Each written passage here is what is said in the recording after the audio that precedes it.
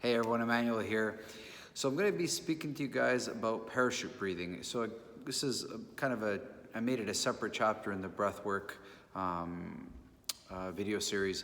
But parachute breathing is a small little, I guess, skill set or idea, but I found it tremendously useful to me, and I wish I'd found it earlier when I was a little bit more of a competitive athlete.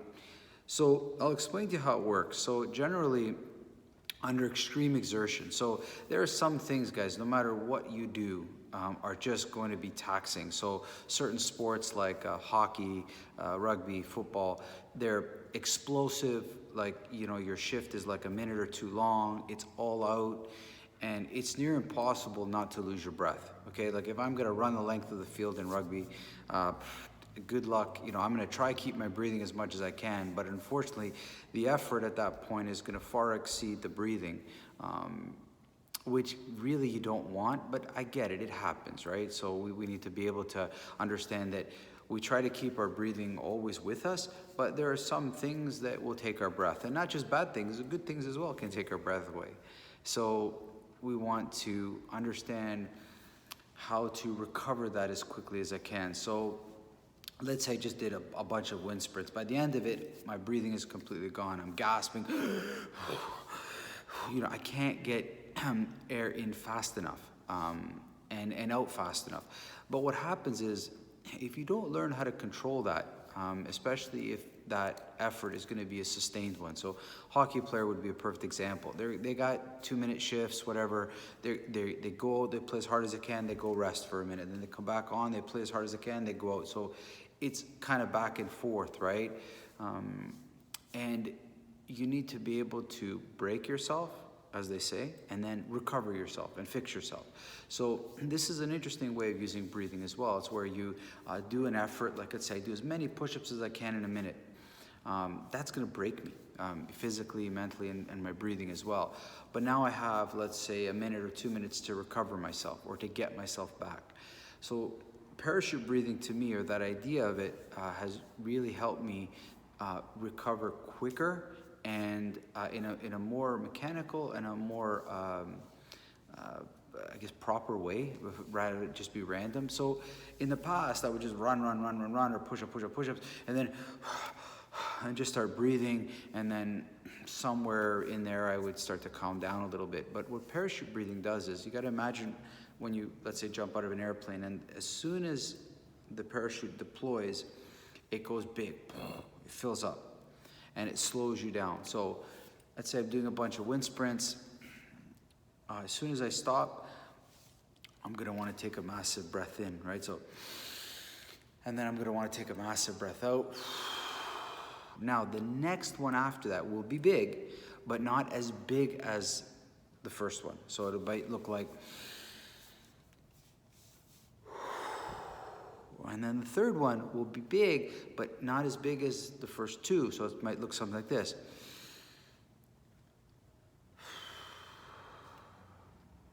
And then the fourth one will be close to normal, but maybe not exactly. And then the fifth one should be normal, or as close as you can to normal. So it's like a 5-step breathing. So maybe practice this with something like wind sprints or jumping jacks. Do it for like a minute, and then use your parachute breathing. First breath being big, in and out. Next breath a tiny bit smaller. Third breath big, but getting close to normal. 2 pretty close, if not normal. And then by 5, it's breathing should be normal. So 5 breaths, 5 or 6 breaths, till you're back to close to where you would be, okay? What I find is when I watch people do these, it's almost like, especially if it's extreme effort, sometimes it looks like they're gonna start to hyperventilate, like you can't control your breathing. And if anybody's ever had that happen understands what I mean. It's this, all of a sudden, I can't get air in quick enough in, and I can't get it out fast enough, and it causes a panic. And you'll have like panic attacks and this kind of thing, because you don't feel that you can make this happen. So parachute breathing works under those premises.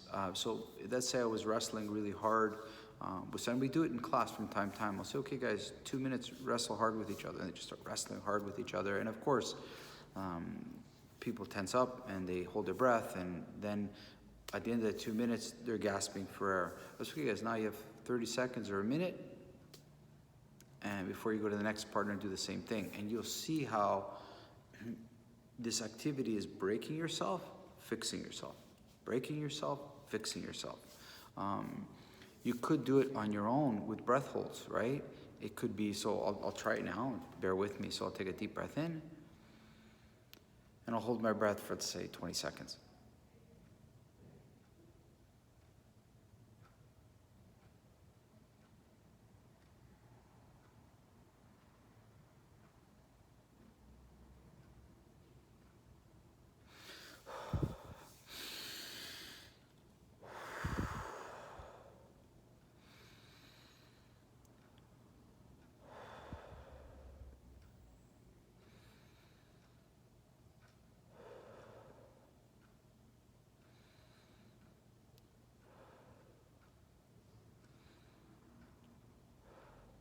And there you go. So there was a small progression. It was only 20 seconds. I didn't want to hold my breath here for a minute for you guys. But you hold your breath, and then you got to recover yourself, okay? So this is a good way of bringing an order as to how you want to get back to normal breathing. You want to be able, this will help drop your heart rate down. This will help get a gauge as to where you are. Maybe it takes you 10 to get to normal breathing. I don't know. It doesn't matter. The point is that you understand what it takes for you to get yourself there. Now, I'll share with you an interesting study. I really wish I'd write this stuff down. I read a lot, guys, and I come across some very interesting information, and I find it interesting, and I never write it down. I kind of share it as much as I can, but there was one study that was trying to understand what makes a great hockey player. Now, I've never played hockey, so I can't, even though I lived in Canada, I never played hockey. But I had a lot of friends that did, and I watch it, so I enjoy the game, but I can't tell you firsthand. But the book was trying to figure out what attributes there are of the great hockey players. Like, is it size? Is it the amount of practice? Is it diet? Is it training routine? Is it coaches? Is it methodology? What is it? And they did all these experiments with all the great players. And the one conclusion they came with was that all the greats could recover quickly.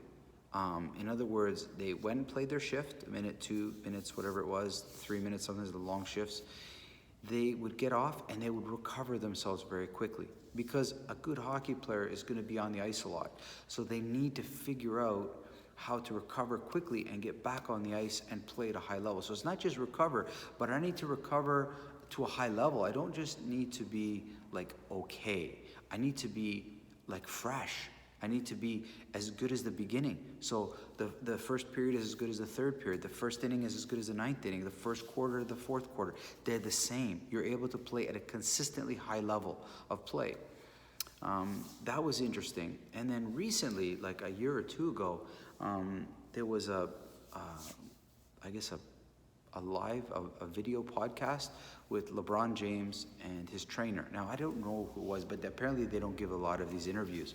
So I had the fortune of watching it and listening to the trainer talk about his goal with LeBron. And LeBron James is a famous basketball player, for some people maybe don't know. He's a legend. He still plays now, and he's a big man, but he does some incredible stuff for a big man. And what was interesting was really his trainer. And his trainer's main goal is to recover this person as fast as I possibly can. I figure out how they can rest at every point, because I figured how he can get a better night's sleep at home. I figured how he can rest before a workout, after a workout, during a game, before a game, after a game. So I try to recover him both mentally, physically, and psychologically. So, and he explained it. He goes, okay, when you're on the bench, this is what I want you to do to get ready before you go on. When you're on the bench, I want you to drink this. And when you're at home to recover yourself, I want you to eat this after the game. Before the game, I want you to eat this. He's figured out, or he's saying this big man, for him to be able to operate at such a high level, he needs to be able to recover himself. That's his main thing. When he's good, he can perform anything. He's skilled, he's talented. So the main key is, how do I recover this person? You know, how do I recover? How do I keep this person going at a high level? And it was marvelous to see. He didn't talk about strength training, flexibility. Recovery was the main thing. How can I rest this big man to be able to go at 100% during his game? That's where he needs to be at 100%. He needs to be at 100% when he's on the basketball court. And so rest is critical. Rest is critical for you to perform at your high level. So for us, in our daily life, it means parachute breathing to be able to recover as quickly as we can. Then you've got to get into your head, and then you've got to get into your diet, and then you've got to get into, so all of this stuff has to mirror, like, how do you rest yourself so you can be optimal? Now, you might not have a game, you might be home life, it might be for your family, it might be at work. How do you rest yourself so you're getting a good night's sleep, that you're you're on the ball when you're at work, or you're sharp depending on your job? And lots of jobs out there, guys. A surgeon needs to be sharp, a doctor needs to be sharp, nurses need to be sharp. Everybody needs to be sharp. They can't, for certain jobs, you know, being out of it can be detrimental to people, right? So think about parachute breathing as a form of immediate recovery after an incredible effort. And it's just the start of it. It's not the end of it. You might need to do something more, but for what it's done for me is allowed me a way to get myself 75% of the way back. And the other 25 might be a mixture of movement, getting rid of tension, some deeper breathing, various things. It's not one for everybody. We have to play with it. But for me, 75% of where I was in less than 10, 15 seconds of doing parachute breathing is great. You know, and I've tested it. I've done wind sprints, I've gone hard on my bike, I've gone hard on the track, and I'm able to sustain it. So think of parachute breathing, practice it when you get a chance. It's gotta be practiced. Don't just randomly wait for it.